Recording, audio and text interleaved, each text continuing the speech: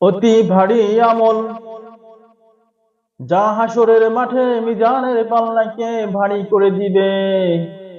ডান পাশে থাকবে নেক আর বাম পাশে থাকবে বদী। নেক আমল দ্বারা যখন ডান পাল্লা ভারী হয়ে যাবে, প্রত্যেক মুমিন সফল কাম হয়ে যাবে।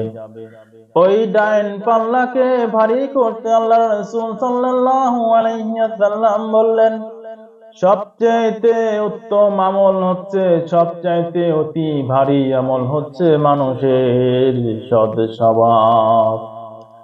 আল্লাহর নবী সাল্লাল্লাহু আলাইহি ওয়াসাল্লাম বললেন, আকমালুল মুমিনিনা ঈমানান আহসানু খুলুকান।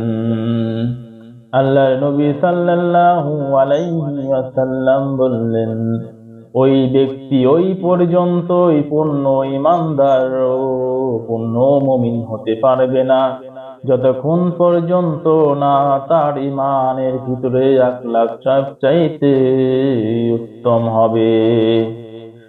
যার আখলাক চরিত্র ব্যবহার আচার যত ভালো, তার ঈমান তত মজবুত, তার ঈমান ততটাই পরিপূর্ণ।